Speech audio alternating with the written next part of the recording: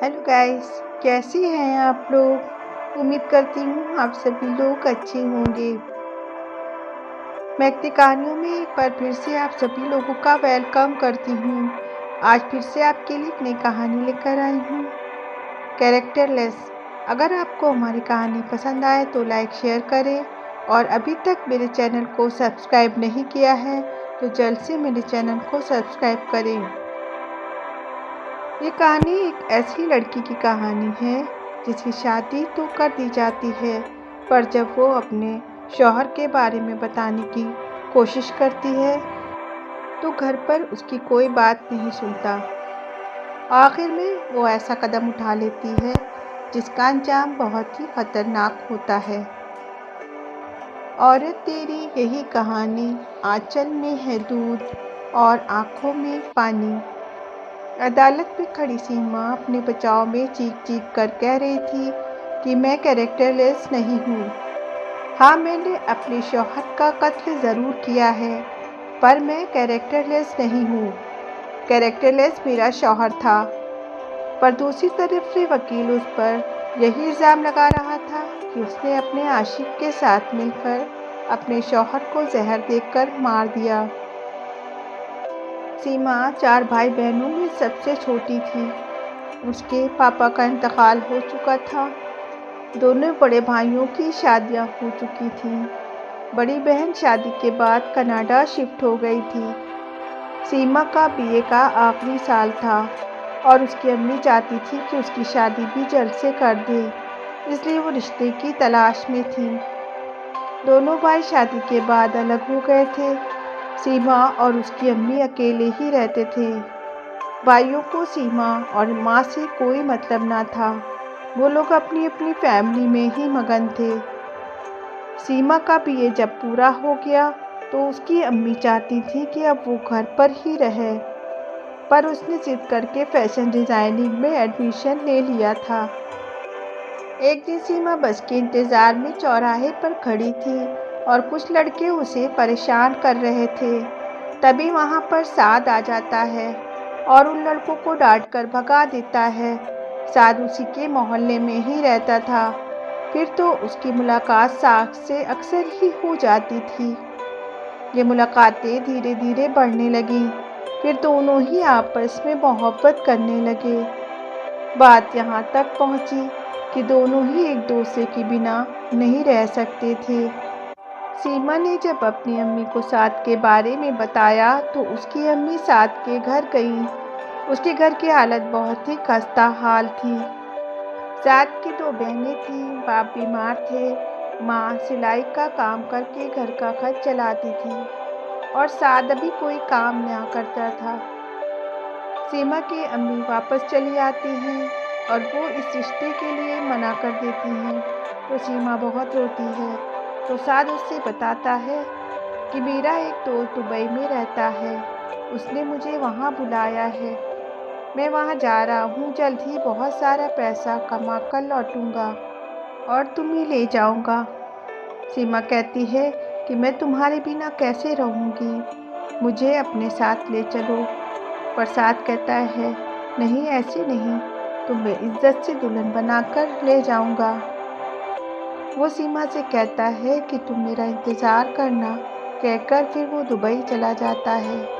वहाँ पर किसी वजह से उससे जेल हो जाती है और काफ़ी दिन तक वो जेल में ही बंद रहता है। अपने घर पर भी किसी को इन्फॉर्म नहीं कर पाता।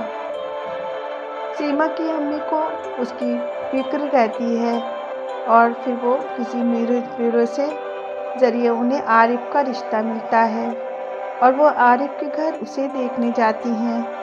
तो आरिफ का बड़ा घर, बड़ी गाड़ी देख वो इस रिश्ते के लिए हाँ कर देती हैं।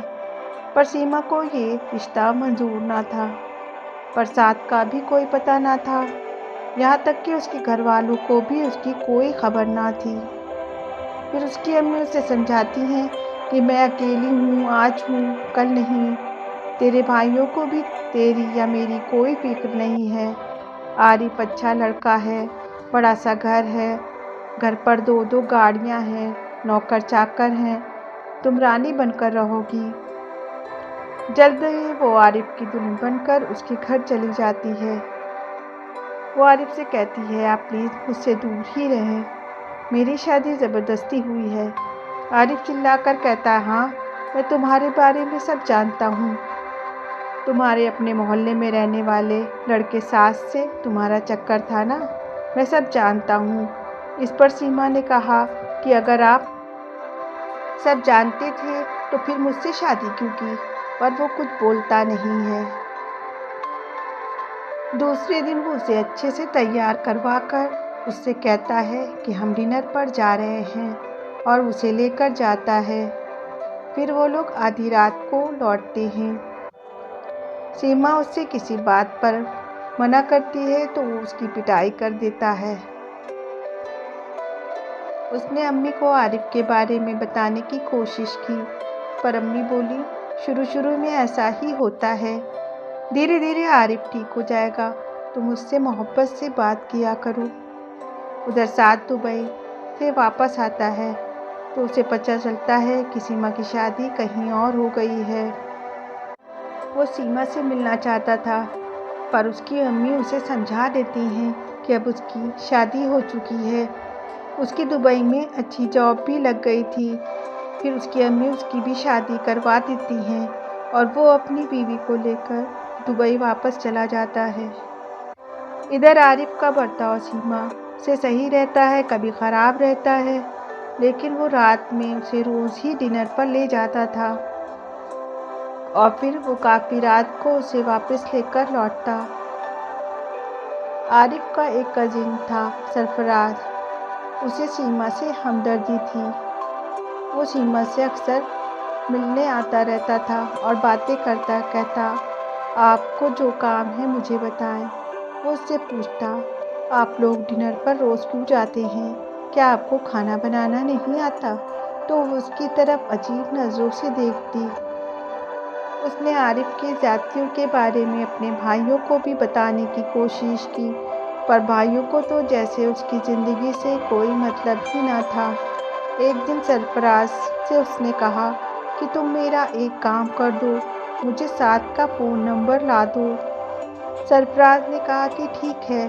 वो गया और उसने उसे आकर बताया कि साद दुबई से आया था, पर आपकी शादी का सुनकर और फिर उसकी शादी हो गई और वह वापस दुबई चला गया, पर मैं उसका फ़ोन नंबर ले आया हूँ। उसने उसका फ़ोन नंबर ले लिया और मौका का पाकर उसने साद को फ़ोन किया तो साद ने ही फ़ोन उठाया और सीमा की आवाज़ सुन वो तड़प उठा। दोनों ने एक दूसरे की खैरियत पूछी। उसके बाद उसने कहा कि साद प्लीज़ तुम्हें मुझे इस दरिंदे से बचा लो। अभी वो बात ही कर रही थी कि आरिफ आ जाता है और मोबाइल छीन लेता है और मोबाइल छीन जोर से ज़मीन पर पटक देता है। कहता है, बेशर्म औरत, अपने आशिक से बात कर रही थी तो बहुत बड़ी बदचलन है, जो शादीशुदा होते हुए भी अपने आशिक से बात करती है। कहता वो उसकी पिटाई करता है तो वो बेड पर गिरकर रोने लगती है। शाम को आरिफ आता है, उसका रवैया काफ़ी बदला हुआ था। वो उसे मनाने लगता है, मेरी जान जल्दी से तैयार हो जाओ, चलो कहीं घूमने चलते हैं। वो उसके लिए गुलाब के फूलों का गजरा लेकर आया था और साथ में एक शानदार सी ड्रेस थी। उससे सॉरी बोला और उससे तैयार होने को कहा। फिर वो अपना मन मार कर तैयार हुई और उसे बड़ी सी गाड़ी में बिठाकर एक बड़े होटल ले गया। वहाँ पर डिनर करके काफ़ी रात गए वो लोग लौटे। उसकी अम्मी उससे मिलने आती हैं तो वो उनसे कहती है, अम्मी मुझे यहाँ नहीं रहना, आरिफ बहुत ही बुरा है। पर अम्मी उसका घर और उसका ऐशोआराम देखकर कहती हैं कि धीरे धीरे सब ठीक हो जाएगा। एक तो बच्चे होने के बाद आदमी बिल्कुल बदल जाता है। पर वो अपनी अम्मी को ये भी नहीं बता पाती कि आरिफ ने 2 बार उसका ऑपरेशन भी करवा लिया था। उसका रोज़ का मामूल बन गया था कि डिनर को रोज़ बाहर ही करते थे। जब से उसने सास से बात की थी, उसने मोबाइल भी उससे छीन लिया था। एक दिन जब सरफराज फिर आता है तो आरिफ घर पर ना था। वो सीमा के पास बैठा उससे बातें करता रहता है और सीमा उससे कहती है कि तुम मेरा एक काम कर दो, मुझे चूहा मार दवाई लाकर दे दो। तो वो कहता है कि आप चूहा मार दवाई का क्या करेंगी? तो वो कहती है घर पर काफ़ी चूहे हो गए हैं। तो उसे चूहे मार दबाकर वो लाकर दे देता है। शाम को जब आरिफ आया और उससे कहा कि चाय बनाकर ले आओ और फिर तैयार हो जाओ, डिनर पर जाना है, तो उसकी चाय में चूहा मार दवा मिलाकर ले आई। चाय पीते ही आरिफ ज़मीन पर गिरकर बेहोश हो गया। उसने बेड से तकिया उठाया और उसके मुंह पर रखकर उसका गला दबाने लगी और जब तक दबाती रही जब तक कि उसकी जान ना निकल गई। उसकी नौकरानी अचानक आ जाती है और फिर वो पुलिस को कंप्लेन कर देती है। सरफराज भी पकड़ा जाता है क्योंकि चूहा मारने वाला जहर उसी ने लाकर दिया था। सभी उस पर लाछन लगाते हैं कि अपने आशिक के साथ जहर देकर अपने शौहर को मार डाला और उसका एक आशिक दुबई में है। तरह तरह की बातें उसके खिलाफ हो रही थीं। अदालत में खड़ी वो चीख रही थी और कह रही थी कि मैं कोई बदचलन आवारा या कैरेक्टरलेस नहीं हूँ। मेरा शौहर मुझसे गलत काम करवाता था। वो मुझे डिनर के बहाने रोज़ ले जाता था और बड़े बड़े लोगों के सामने पेश करता था और पैसे कमाता था। और मेरे अलावा भी बहुत सी लड़कियां हैं जो उसने उसको कैद कर रखा था और सभी से यही काम करवाता था। मैंने अपनी अम्मी और भाइयों से भी ये बात बताने की कोशिश की पर किसी ने मेरी बात नहीं सुनी। मैं बहुत थक गई थी, मेरी बर्दाश्त खत्म हो गई थी और हाँ, मैं अपने शौहर की खातिर हूँ पर सरफराज का इसमें कोई हाथ नहीं है, वो इस बात से अनजान है।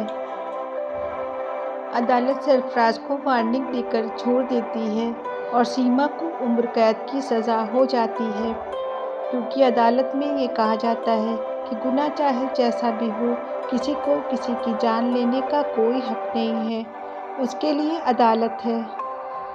सीमा की अम्मी भी आती हैं और सिसकियाँ लेकर रो रही थी कि बेटा ये तुमने क्या किया, अब आप ही बताएं कि सीमा के इस अंजाम का जिम्मेदार कौन था?